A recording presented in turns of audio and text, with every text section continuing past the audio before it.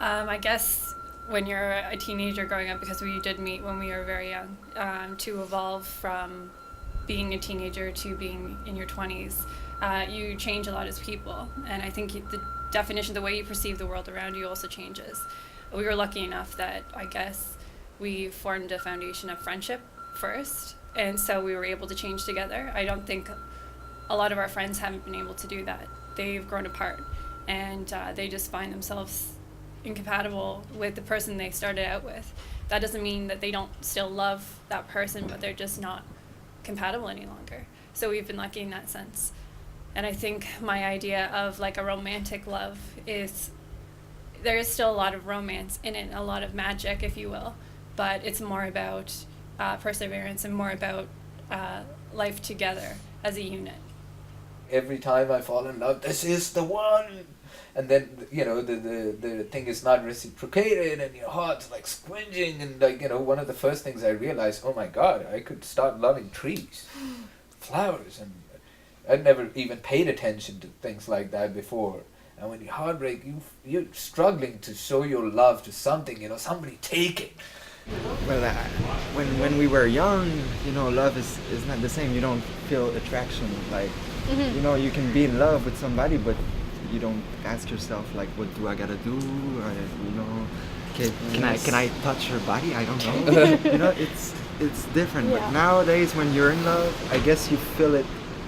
Because, like, if somebody's in love, you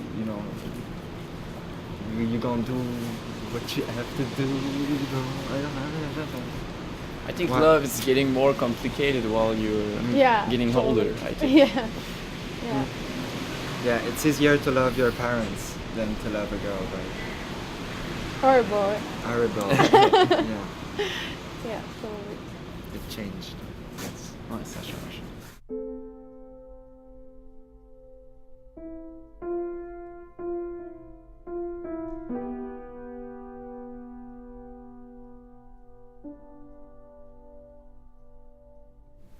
I used to think that loving someone meant making life as easy for them as possible, and so taking things on myself to make life easier for them would be loving them.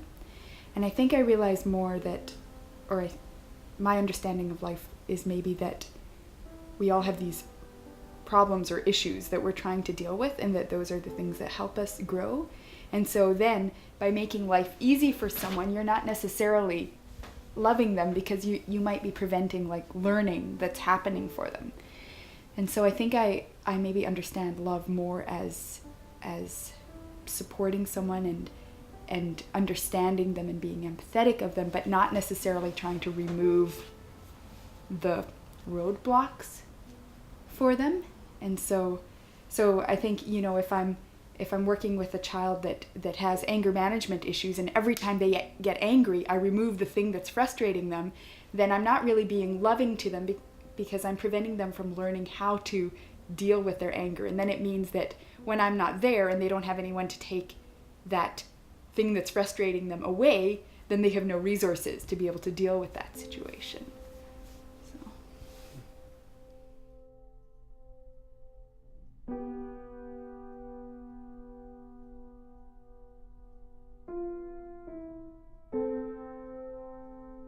I had an experience of telling a dear friend of mine that I developed feelings for, after I told him that I had feelings for him, and he responded that wasn't how he felt. The next day, I remember being on the bus and being kind of sort of spinning in it, like spinning in the rejection, and trying to connect back to what I'd even been attracted to him about in the first place, because now I was just lost in my own sort of disappointment in where I thought the relationship was going.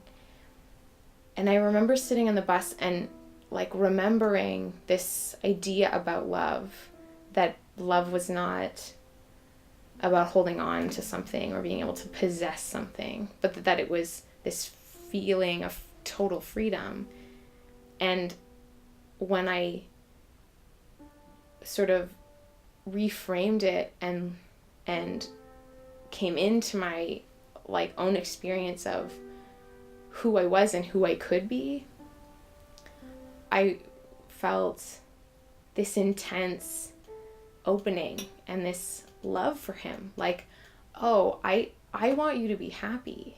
And so it doesn't matter how you feel about me. Because if I want you to be happy, it doesn't mean that you have to make me happy by being my boyfriend or something. And I just remember coming home and telling him that I'd had this experience of remembering that I loved him, not being trapped in the rejection.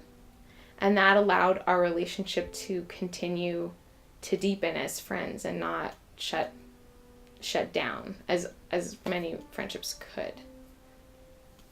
So that felt like flying.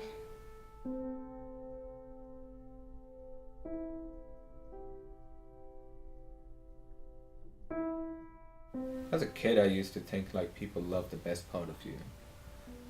Like that's why people love people, you know?